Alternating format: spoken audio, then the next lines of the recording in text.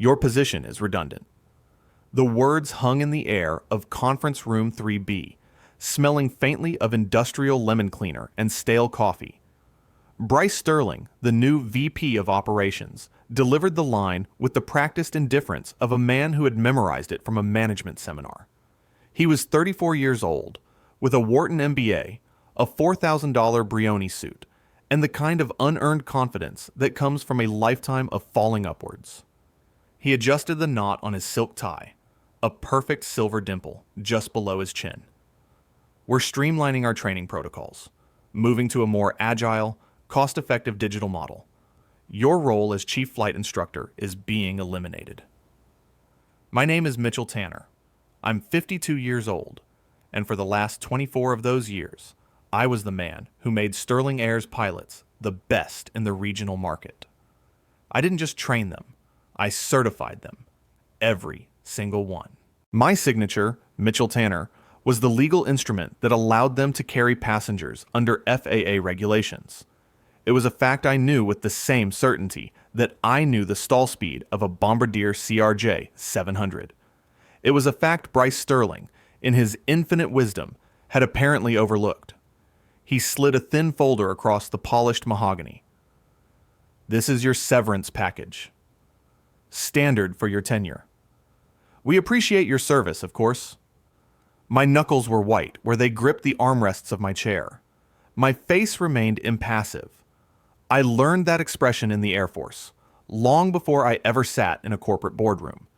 It's the face you wear when an engine sputters at 20,000 feet. You don't panic. You analyze. You act.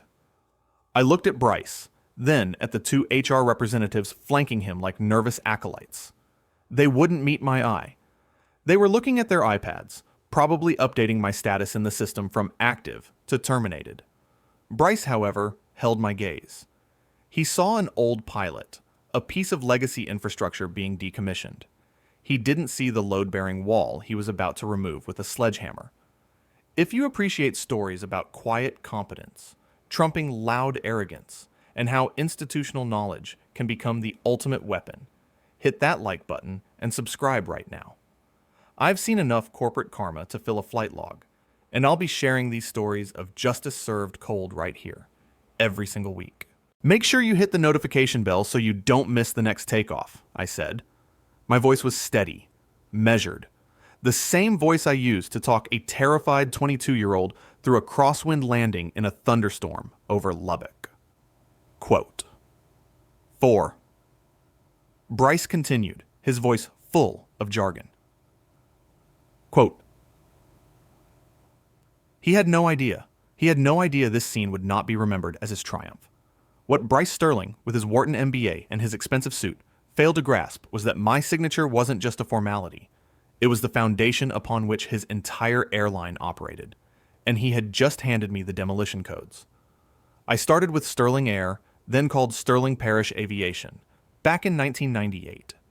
It was 3 leased Cessna 402s, a double-wide trailer for an office at a municipal airport, and a founder, Frank Gable, who had more optimism than capital.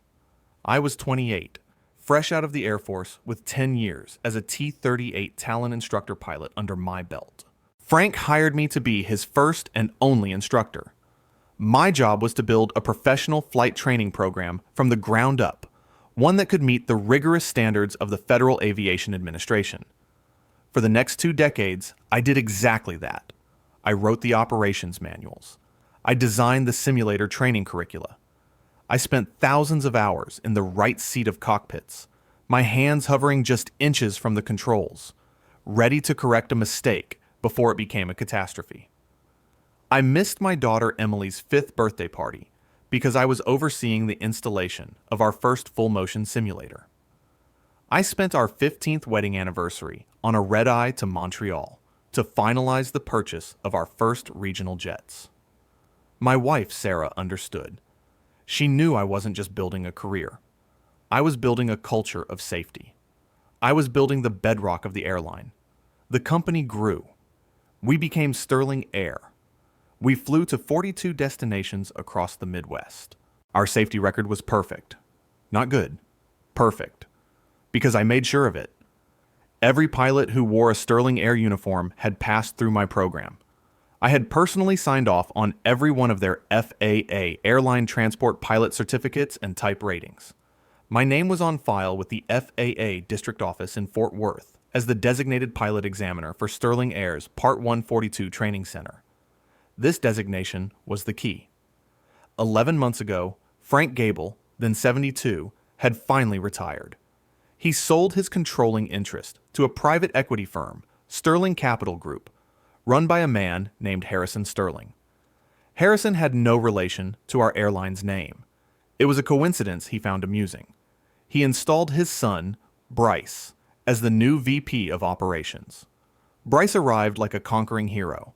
He talked about disruption and synergy. He replaced the old coffee machines with a sleek espresso maker that no one knew how to use. He declared that the company's quote six were holding it back. I was a legacy system. I was the guy who still believed that a pilot's skill was forged in a real cockpit, not in a web-based training module. The breaking point came in February 2020. Bryce called me into his office. His desk was a vast expanse of white lacquer, occupied only by a MacBook Pro and a single pretentious succulent. On the wall behind him were his framed diplomas, the aviation safety manuals I'd written. The ones that were mandatory reading were stacked neatly on the floor, being used as a monitor stand. "Mitch," he started, using a familiarity I hadn't earned. I countered. He gave me a patronizing smile. Quote 11. He didn't understand. He saw pilots as interchangeable assets and training as a line item on a budget. He didn't see the hundreds of variables, weather, mechanical issues, air traffic control, human factors, that could converge at 30,000 feet. He didn't understand that the muscle memory and calm judgment I drilled into my pilots were the only things that stood between a routine flight and a national tragedy. That's when I knew my time was limited. But I remembered a conversation I'd had with Frank Gable back in 2008. The airline was growing fast, and we were formalizing our training center under FAA Part 142 regulations. We were sitting in his old, cluttered office, drinking coffee that tasted like burnt plastic. Frank was a pilot's pilot. He understood the FAA bureaucracy better than anyone. Quote 12. He'd said, tapping a thick federal regulation manual with his forefinger. "When we file this paperwork, they're going to want to link the training center's certification to a position. Chief Instructor, Head of Training, whatever. You tell them no." "Why?" I had asked. "Because positions can be eliminated. People can be replaced. You make damn sure the FAA designates you, Mitchell Tanner, as the final authority. The certificate of authority for this training program is tied to your name, your qualifications, your FAA license number, not the title on your business card. You can always delegate, but the final sign-off, the one the feds care about, has to be yours." He took a sip of his coffee. "It protects the integrity of the program. It ensures that no matter who's sitting in the executive suite, the person signing off on a pilot's fitness to fly is the one who actually knows what they're doing. It protects you." So that's what we did. Federal Aviation Regulation. Part 142, Section 11, Subsection C, was very clear. The training specifications for Sterling Air, Certificate Number S, 2RA459K, listed Mitchell A. Tanner, ATP License Number 1-884-629, as the sole individual authorized to issue proficiency checks and certification endorsements. It was a detail buried in hundreds of pages of regulatory filings. A detail a Wharton MBA would never think to check. My personal stakes were clear. I had a mortgage on a house in a quiet suburb. My daughter Emily was a junior at Texas A&M, and her tuition was due in 6 months. Sarah and I had a retirement plan built entirely around my $192,000 annual salary and the company stock options I'd accumulated over 24 years. Bryce's decision wasn't just ending my career. It was threatening to dismantle the life my family had built. It was a life built on my expertise, my dedication, a life built on my signature. After the termination meeting, I didn't make a scene. I packed the contents of my desk into a single cardboard box. My logbooks, a picture of Sarah and Emily, my favorite coffee mug. I walked past the row of junior flight instructors, good kids I had trained myself, who now looked at me with a mixture of pity and fear. As security escorted me to the door, a formality that felt like a deliberate humiliation, I saw Bryce watching from his glass-walled office. He was on the phone, laughing. He probably posted something on LinkedIn about making tough decisions for digital transformation. Hell, he probably had the hashtags ready. # leadership. # innovation. I went home. I didn't tell Sarah right away. I went into my study, closed the door, and pulled out a locked metal file box from the back of my closet. Inside was every important document from my career. My original employment contract from 1998, copies of all my FAA certifications, and the crown jewel, the airline's official, FAA stamped Part 142 Training Center Certificate. I spread the documents out on my desk. There it was, in black and white. Authority to certify was vested in Mitchell A. Tanner. Not quote 17, quote 18, me. The next morning, I called my lawyer, a sharp guy named David Chin, who specialized in aviation law. I explained the situation calmly, factually. I emailed him scanned copies of the documents. He called me back 2 hours later. He said, and I could hear the smile in his voice. I asked. Quote, David said. Quote, 23. Meanwhile, Bryce was on a victory tour. He sent out a company-wide email announcing the quote 24 and the launch of quote 25, a new, fully online training platform. He promised it would deliver quote 26 quote while saving the company an estimated $1.2 million annually. He was hailed as a visionary in the corporate newsletter. He hired a third-party vendor based in Florida to manage the online modules. The vendor was cheap. They provided generic videos on aerodynamics and multiple-choice quizzes on FAA regulations. It was training designed to be checked off a list, not to save lives. It completely ignored the hands-on, in-simulator proficiency checks required by law, the checks that only I could sign off on. I started my own clock. I knew the certification schedules of every pilot at the airline. I had created the schedules. The first pilot's 6-month proficiency check was due 28 days after my termination. Captain Dave Miller, a good man, 15 years with the company.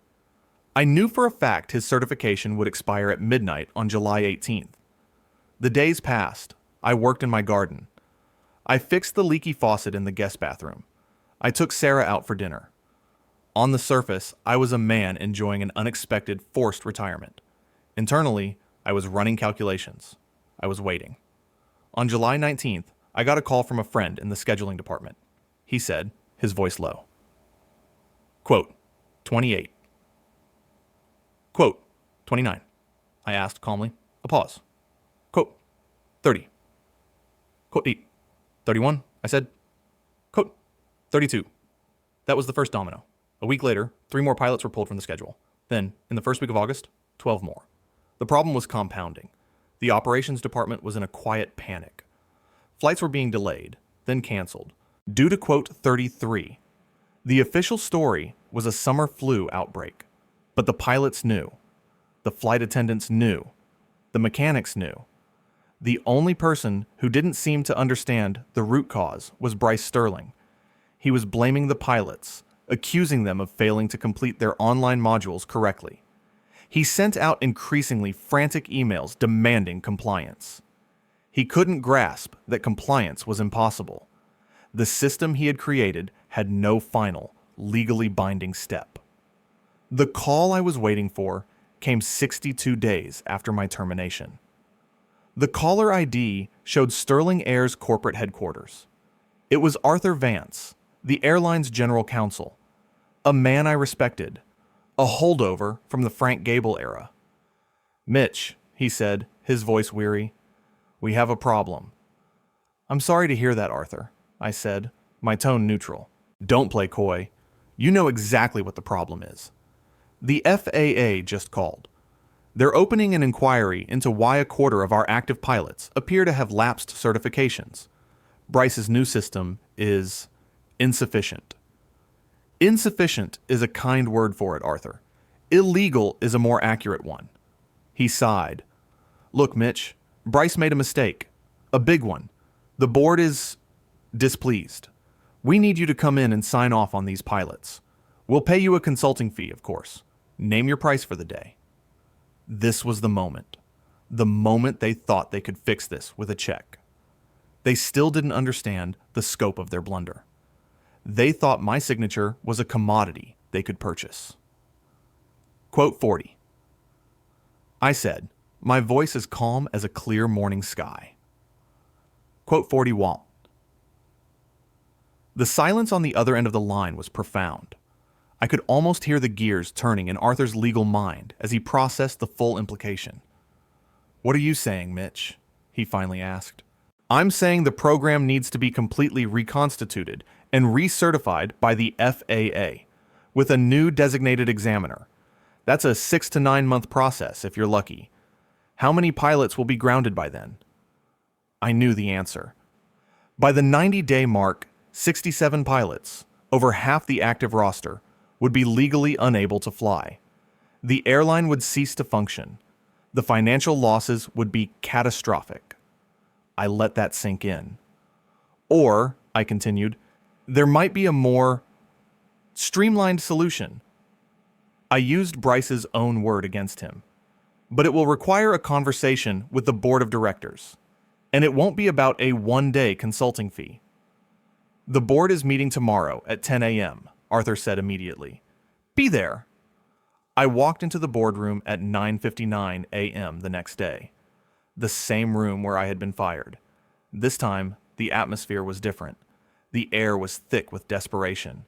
The entire board was present, including Harrison Sterling, Bryce's father. Bryce was there too, looking pale and small at the far end of the table. He wouldn't look at me. I sat at the opposite end of the table, placing my leather briefcase in front of me.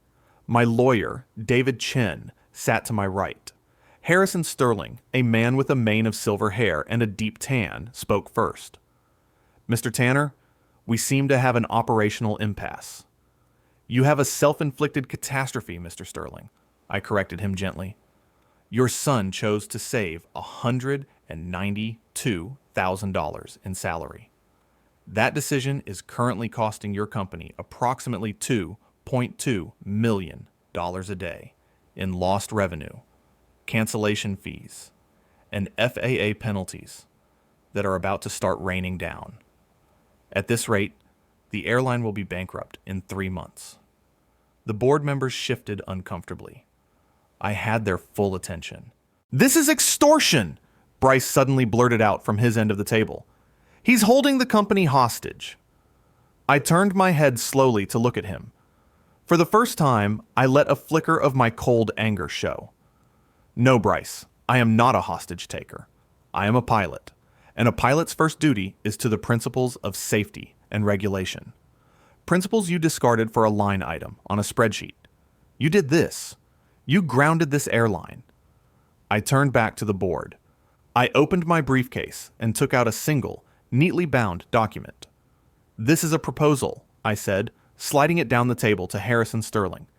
"It outlines the terms under which I will agree to reconstitute the Sterling Air Training Program and resume my certification duties." Harrison opened the document. His eyes scanned the first page. His expression hardened. David Chen spoke for the first time. "My client's terms are non-negotiable." The terms were simple, direct, and absolute. First, the immediate and unconditional termination of Bryce Sterling's employment with Sterling Air and all affiliated companies for cause due to gross negligence endangering the operational viability of the corporation. Security will escort him from the building. Second, I would not be returning as an employee. I had formed a new entity, Tanner Aviation Services, LLC. Sterling Air would sign an exclusive 10-year contract with my company to provide all pilot training, certification, and safety oversight. Third, the compensation structure would change. Tanner Aviation Services would receive an annual retainer of $500,000. Additionally, the company would be paid a fee of $15,000 for every pilot certification or proficiency check signature. Based on current pilot numbers and recurrent training schedules, this would amount to approximately $4.8 million per year. Fourth, I was to be given a permanent voting seat on the Sterling Air Board of Directors, with absolute veto power over any matter pertaining to flight operations, safety, and training. My voice would never be silenced by an MBA with a bright idea again. Fifth, Sterling Air would pay a one-time quote, $58, to my new company. The fee was $960,000, exactly 5 years of the salary they had so cavalierly taken from me. Harrison Sterling looked up from the page, his face a mask of controlled fury. I asked. Bryce was sputtering. Quote 62. Quote 63. Harrison snapped without looking at him. He looked around the table at the other board members. They were silent, their faces grim. They were businessmen. They understood leverage. They knew they were trapped. The numbers were undeniable. Quote 64, one of them asked, a man named Peterson. Sfabern in quote 65. I said, quote 66. The silence stretched on. I could hear the hum of the air conditioning, the distant sound of traffic on the highway. Finally, Harrison Sterling picked up a pen, a heavy gold Mont Blanc. He slid the proposal back in front of him. Quote 67, he said to the general counsel. Quote 68. The power shift was absolute. It was a physical thing in the room. Bryce's face crumpled. His arrogance, his confidence, all of it evaporated, leaving behind the terrified face of a boy who had finally been told no. He was gone, escorted out of the building by the same 2 security guards who had walked me out 63 days earlier. I didn't watch him go. My focus was on the future. The aftermath was swift and total. My contracts were signed by 5 p.m. that day. The reconstitution fee was wired to my new business account before the banks closed. The next morning, I was back at the training center. Not as an employee, but as the owner of the company they now depended on for their survival. I spent the next 72 hours in the simulators, recertifying the 67 grounded pilots. The airline was flying again by the weekend. Bryce Sterling was ruined, blacklisted in the aviation industry, disgraced in the corporate world. His father, Harrison, was forced to step down as chairman of the board 6 months later, the fallout from his son's incompetence having permanently damaged his credibility. The last I heard, Bryce was selling used cars at a dealership off I-35 in Austin, a job that required a different kind of signature. The enablers on the board now answered to me. At my first meeting as a board member, I proposed and passed a new bylaw requiring any executive in charge of operations to hold a valid airline transport pilot license. The era of management by spreadsheet was over. My life changed. The constant stress of corporate bureaucracy was gone, replaced by the quiet satisfaction of being my own boss. I had control. Sarah and I paid off our mortgage. We fully funded Emily's college education and set up a trust for her future. I had more money than I ever imagined, but the real prize was the vindication. It was the absolute, undeniable acknowledgement of my value. I was at my daughter's graduation from Texas A&M. I didn't have to check with anyone or request time off. I was just there, watching her walk across the stage, a proud father. It was a moment I would have missed under the old regime.